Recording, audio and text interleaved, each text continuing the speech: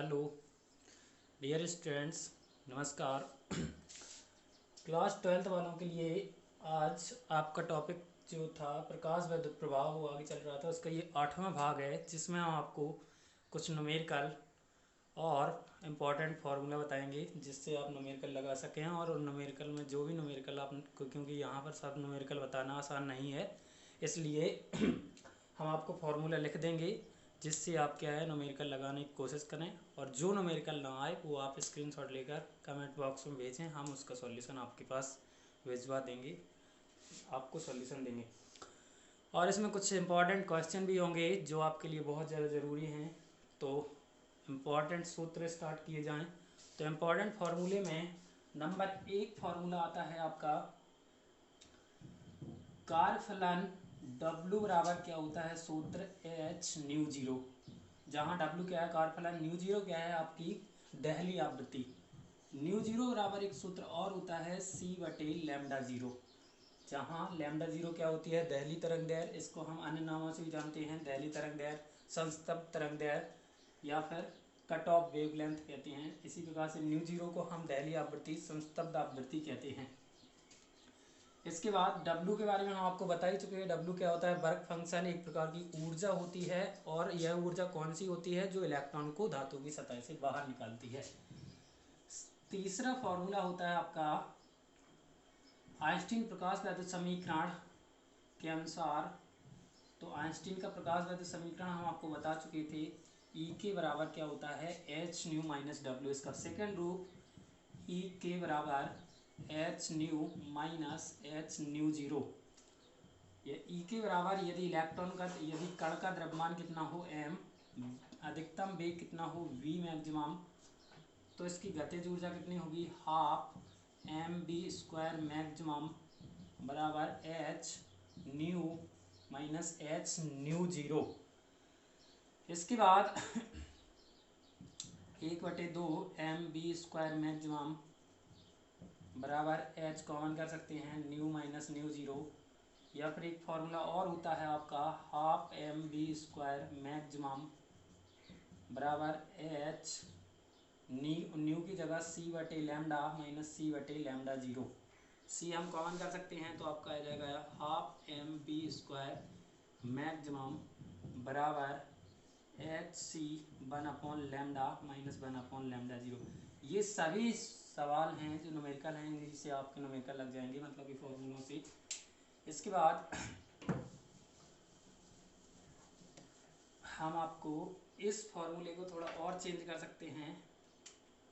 Formula था आपका half mv² maximum बराबर H new minus mu zero. क्योंकि हम जानते हैं गतिज ऊर्जा किसके बराबर होती है, किए गए कार्य की। तो किया गया कार्य कितना होता है, Q इंटू, मान लिया निरोधी विभव कितना है V0, तो Q इंटू V0 बराबर हो जाएगा आपका किया गया कार्य से हम मान सकते हैं W बराबर Q इंटू V0, इसके बराबर H new minus mu zero. यदि इलेक्ट्रॉन हो तो इलेक्ट्रॉन की जगह यहाँ क्या हो जाएगा आपका EV0 बराबर H new minus mu zero, या V0 बराबर आ जाएगा आपका H बटे E new minus mu zero. ये डेरिवेशन है जो कि आपको पेपर में आ सकता है, तो ये इम्पॉर्टेंट है यहाँ से बहुत ज़्यादा। तो आप यहाँ से राइट डाउन करें और न्यूमेरिकल लगाने की कोशिश करें। इसके बाद और अदर फॉर्मूले, डी ब्रॉगली तरंग दैर्घ्य लैम्डा बराबर H/P। It is a very important formula. Lambda बराबर क्या होता है आपका H/P। यदि कण प्रकाश की चाल से चल रहा हो तो P बराबर क्या हो जाएगा, C into M, M into V होता है संवेग P बराबर। यदि उसका वेग v हो तब क्या होगा, तो सूत्र हो जाएगा लैम्डा बराबर H/P या H/mv, जहाँ स्मॉल v क्या है, कण का वेग है, वेलोसिटी है। इसके बाद फोटोन का संवेग, तो P बराबर होता है H/λ,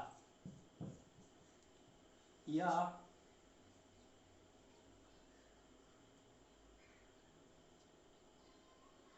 एक और फॉर्मूला होता है P बराबर E इंटू सी, एनर्जी के पदों में। ये बहुत इंपॉर्टेंट फॉर्मूला, फोटोन का संवेग। तो फोटोन संवेग किससे व्यक्त किया जाता है, तो फोटोन की ऊर्जा कितनी होती है आपकी E बराबर एच न्यू। इसके बाद आइंस्टीन का सापेक्षता समीकरण हम आपको बता दें, m बराबर m0 under root 1 minus B square upon C square. ये आपका कौन सा समीकरण है, आइंस्टीन का सापेक्षता समीकरण। और ये कौन सा है, द्रव्यमान ऊर्जा समीकरण। इनमें आपको कोई क्लियर होना चाहिए कि ये कौन सा समीकरण है, द्रव्यमान ऊर्जा समीकरण। ये कौन सा समीकरण है, आइंस्टीन का सापेक्षता समीकरण। इसमें सर वैल्यू क्या क्या होती है, तो m क्या होता है आपका काइनेटिक द्रव्यमान, यानी कि हम कह सकते हैं कि m होता है यहाँ पर गतिक द्रव्यमान। m0 क्या होता है, विराम द्रव्यमान। और m क्या होता है, गतिज द्रव्यमान। v क्या होती है, कण की चाल। और c क्या होती है, प्रकाश की चाल। और आइंस्टीन का जो प्रकाश वैद्युत समीकरण होता है वो क्या होता है आपका, आइंस्टीन का प्रकाश वैद्युत समीकरण E के बराबर एच न्यू माइनस डब्ल्यू। ये बिल्कुल क्लियर होनी चाहिए आपको हर कि ये कौन सा समीकरण है, प्रकाश वैद्युत समीकरण। ये कौन सा है, द्रव्यमान ऊर्जा समीकरण। और ये कौन सा है आपका सापेक्षता समीकरण। इसके बाद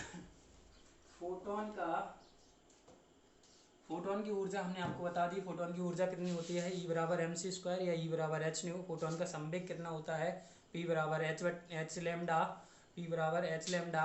अथवा दूसरा समीकरण क्या होता है आपका, P बराबर ई सी। और तीसरा आपका कि फोटोन का द्रव्यमान, तो फोटोन का द्रव्यमान कितना होता है, m बराबर एच बटे सी लैम्डा। अथवा आपका हो जाएगा लैम्डा बराबर क्या होता है आपका, न्यू बराबर होता है c अपॉन लैम्डा। तो यहाँ से लैम्डा का मान आ जाएगा c बटे न्यू, तो हम इसमें रख देंगे तो h बटे c इंटू लैम्डा की जगह c बटे न्यू, तो न्यू पहुँच जाएगा ऊपर। तो m बराबर h न्यू बटे c स्क्वायर। ये दो फॉर्मूले होते हैं गतिज द्रव्यमान के, जो आपको मान के चलो ये 100% है, पेपर के लिए इम्पोर्टेंट, बहुत ही ज़्यादा इम्पोर्टेंट, तो आप जरूर इसको नोट कर लें। इसके बाद एक फार्मूला और रहता है आपका कि फोटोन का जो एनर्जी होती है E बराबर, अब जब एनर्जी होती है तो आपको पता है कि एनर्जी कितनी होती है, एच सी बटे लैम्डा अथवा एच न्यू। लेकिन यदि फोटोन की तीव्रता निकाली जाए तो फोटोन की तीव्रता क्या होती है, E बराबर एन एच सी बटे लैम्डा या फिर एन एच न्यू। ये क्लियर होनी चाहिए। फोटोन की जो तीव्रता होती है वो क्या होती है, एन क्या होता है यहाँ पर इलेक्ट्रॉनों की संख्या, नंबर ऑफ इलेक्ट्रॉन। एच क्या होता है, प्लांक नियतांक। और सी क्या होता है आपका प्रकाश की चाल। प्लांक नियतांक का मान हम आपको कई बार बता चुके, एक बार फिर से बता दें, 6.6 into 10 to the power minus के 34 जूल सेकेंड। इसके बाद फॉर्मूले हैं आपके लैम्डा की, तो लैम्डा बराबर सूत्र सबसे पहले 12.27 बटे रूट वी, या लैम्डा बराबर आपका और फॉर्मूला होता है एच अपॉन पी। लैम्डा बराबर एक सूत्र और होता है आपका एच बटे under root 2 M Q we.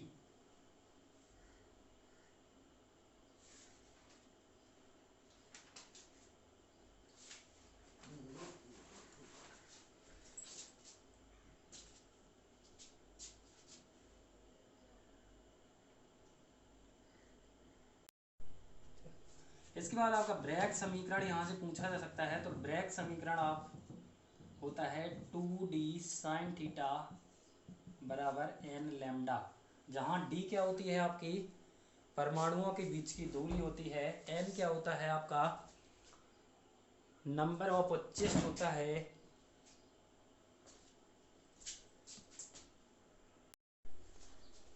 तो ब्रैग समीकरण आपका क्या होता है 2d sin थीटा बराबर n लैम्डा, जहाँ लैम्डा क्या होती है प्रकाश की तरंग दैर्घ्य, d यानी कि परमाणुओं के बीच की दूरी। ये आपके इम्पोर्टेंट फार्मूले थे जो हम आपको बता चुके हैं। इसके बाद प्रकाश वैद्युत प्रभाव से रिलेटेड कुछ क्वेश्चन, जिसमें हम आपको क्वेश्चन बताते जा रहे हैं।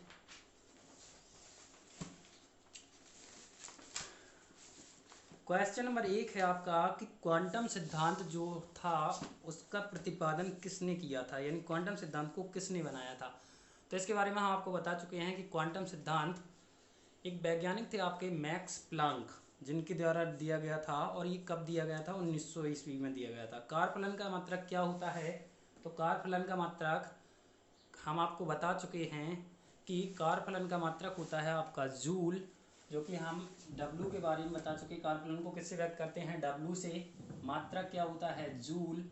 और इसके मान जो होते हैं अलग अलग धातुओं के लिए इसके मान क्या होते हैं, अलग अलग होते हैं। Pt के लिए इसका मान क्या होता है, सबसे ज़्यादा होता है Pt के लिए, यानी प्लेटिनम की धातु से इलेक्ट्रॉन बहुत देर में निकलते हैं, उसके लिए हमें बहुत ऊर्जा खर्च करनी पड़ती है। 1 इलेक्ट्रॉन वोल्ट का मान कितने जूल के बराबर होता है, ये क्वेश्चन बहुत इंपॉर्टेंट, वेरी मोस्ट IMP, कि 1 ईवी में कितने जूल, तो 1 ईवी में कितने जूल होते हैं 1.6 इंटू 10⁻⁻⁻19 जूल। ये आपका कंपटीशन का भी क्वेश्चन है, तो आप यहाँ से कंप्लीट कर लें। 1 इलेक्ट्रॉन वोल्ट को परिभाषित कीजिए। 1 इलेक्ट्रॉन वोल्ट क्या होता है, what is the definition of 1 EV.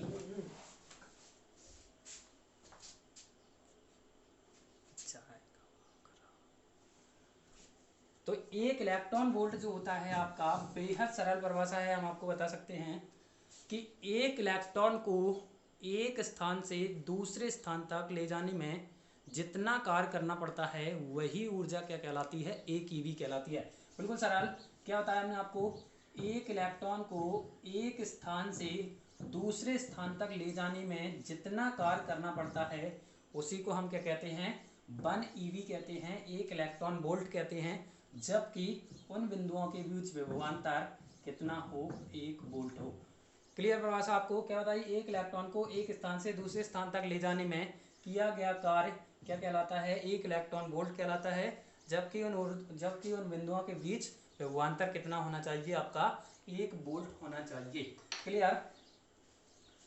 इसके बाद आपका न्यू क्वेश्चन है, दहली अथवा संस्तब्ध आवृत्ति से आप क्या समझते हैं। हम आपको ये डेफिनेशन बता चुके हैं और बहुत सारे लोगों को ये आ भी जाएगी। तो दहली आवृत्ति क्या होती है आपकी, कि वह न्यूनतम आवृत्ति जो क्या करती है, धातु की सतह से इलेक्ट्रॉनों को क्या करती है, बाहर निकाल लाती है, बाहर निकाल देती है, दहली आवृत्ति कहलाती है। इसके बाद आपका टॉपिक है, एक इलेक्ट्रॉन 9×10⁷ मीटर प्रति सेकंड के वेग से गतिमान है। इलेक्ट्रॉन का वेग, तो v बराबर कितना है 9 × 10⁷ मीटर प्रति सेकंड। इसके बाद इसकी ऊर्जा का मान इलेक्ट्रॉन वोल्ट में ज्ञात कीजिए। ऊर्जा का मान यानी कि ऊर्जा K बराबर क्वेश्चन मार्क, तो हम पहले सूत्र लगा देंगे, K बराबर 12 mv²। तो 1/2 m का मान चूंकि इलेक्ट्रॉन है तो 9 × 10⁻⁻31 v 9 × 10⁻7 का स्क्वायर। तो ये कितना हो जाएगा सॉल्व करने पर, 1/2 गुणा 9 गुणा 10⁻31, ये कितना हो जाएगा 81 × 10⁻14। सॉल्व करेंगे इसको तो 9 एकम 9, 9×8 = 2 गुणा 10⁻⁻की आपका क्या हो जाएगा -31 में से 14 गया तो आपका बचेगा -17। इसको सॉल्व करेंगे तो कितना आ जाएगा, 2 का भाग देंगे तो 3, 6, 4.5 गुणा 10⁻⁻17 जूल। तो आपका इतना आ गया जूल में। अब जब हम इलेक्ट्रॉन वोल्ट में से कन्वर्ट करेंगे 364.5 गुणा 10⁻⁻17, तो जब इलेक्ट्रॉन वोल्ट में बदला जाता है मान को तो हम किससे भाग करते हैं, 1.6 गुणा 10⁻⁻19 से। तो दशमलव कैंसिल, 16 का भाग तो 16 दूनी 32, 4 बचे 44, 16 दूनी 32, फिर से 2 बार जाएगा आपका तो 12 बचा, एक 5 125, तो 16 छक्का 112, 16 सत्ते 112, यानी कि 7 बार, और ये 19 पहुंच जाएगा ऊपर, तो 19 में से 17 गया तो कितना हो जाएगा आपका, तो ये आपका आंसर आ जाएगा 2.27 इंटू 10⁴ EV। इसके बाद आपके न्यू क्वेश्चन है कुछ कि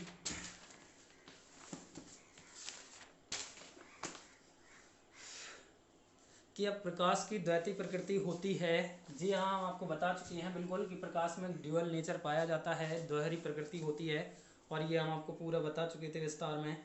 क्या प्रकाश के चलने के लिए किसी माध्यम की आवश्यकता होती है? तो प्रकाश कैसी तरंग है? इलेक्ट्रोमैग्नेटिक तरंग है, विद्युत चुंबकीय तरंग है।